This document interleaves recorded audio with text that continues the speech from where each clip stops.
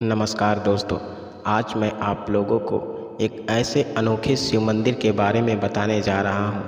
कहा जाता है कि जहाँ महाभारत के योद्धा अश्वत्थामा रोज शिवलिंग पर फूल चढ़ाने आते हैं। क्या है इस शिव मंदिर का रहस्य? कहा जाता है कि महाभारत के कई प्रमुख चरित्रों में से एक अश्वत्थामा का वजूद आज भी है। अपने पिता द्रोणाचार्य की मृत्यु का बदला लेने के लिए अश्वत्थामा को उनकी एक चूक भारी पड़ी और भगवान श्री कृष्ण ने उन्हें युगों युगों तक भटकने का श्राप दे दिया। पिछले 5000 सालों से अश्वत्थामा की आत्मा भटक रही है। ऐसा माना जाता है कि मध्य प्रदेश के बुरहानपुर स्थित असीरगढ़ किले के शिव मंदिर में प्रतिदिन सबसे पहले पूजा करने आते हैं। शिवलिंग पर प्रतिदिन सुबह ताज़ा फूल एवं गुलाल चढ़ा मिलता है। गुलाल चढ़ा मिलना अपने आप में एक रहस्य है। गुरु द्रोणाचार्य के पुत्र थे अश्वत्थामा। अश्वत्थामा महाभारत काल में जन्मे थे। उनकी गिनती उस समय के श्रेष्ठ योद्धाओं में होती थी। वे गुरु द्रोणाचार्य के पुत्र व कुरुवंश के राजगुरु कृपाचार्य के भांजे थे। द्रोणाचार्य ने ही कौरवों और पांडवों को शस्त्र विद्या में पारंगत बनाया था। महाभारत के युद्ध में सिर्फ द्रोणाचार्य ने महाभारत के युद्ध के समय हस्तिनापुर राज्य के प्रति निष्ठावान होने के कारण कौरवों का साथ देना उचित समझा। पिता पुत्र की जोड़ी ने महाभारत के युद्ध के दौरान पांडवों की सेना को छिन्न भिन्न कर दिया था। पांडव सेना को हताहत देखकर श्री कृष्ण ने द्रोणाचार्य का वध करने के लिए युधिष्ठिर से कूटनीति का सहारा लेने को कहा।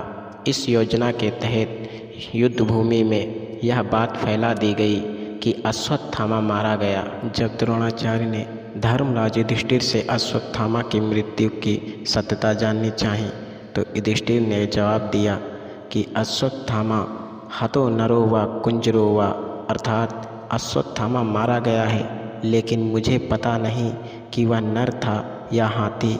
यह सुन गुरु द्रोणाचार्य पुत्र मोह में शस्त्र त्याग कर युद्ध भूमि में बैठ गए और उसी अवसर का लाभ उठाकर पांचाल नरेश द्रुपद के पुत्र धृष्टद्युम्न ने उनका वध कर दिया। पिता की मृत्यु ने अश्वत्थामा को विचलित कर दिया।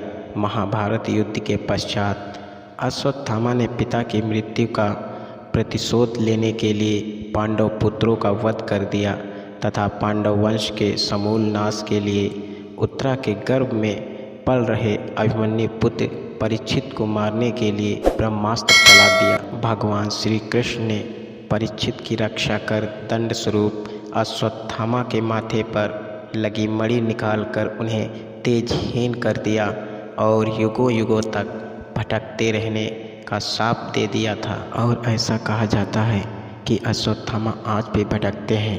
किले में स्थित तालाब में स्नान करके अश्वत्थामा शिव मंदिर में पूजा अर्चना करने जाते हैं। कुछ लोगों का कहना है कि वे उतावली नदी में स्नान करके पूजा के लिए यहाँ आते हैं। आश्चर्य की बात यह है कि पहाड़ की चोटी पर बने किले में स्थित यह तालाब बुरहान की तपती गर्मी में भी कभी सूखता नहीं। तालाब के थोड़ा आगे गुप्तेश्वर महादेव का मंदिर है।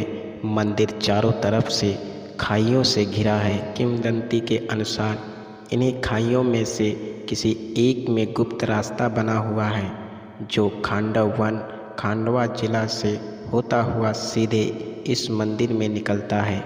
इसी रास्ते से होते हुए अश्वत्थामा मंदिर के अंदर आते हैं। भले ही इस मंदिर में कोई रोशनी और आधुनिक व्यवस्था ना हो, यहाँ परिंदा भी पर ना मारता हो, लेकिन पूजा लगातार जारी है। शिवलिंग पर प्रतिदिन ताज़ा फूल एवं गुलाल चढ़ा रहता है।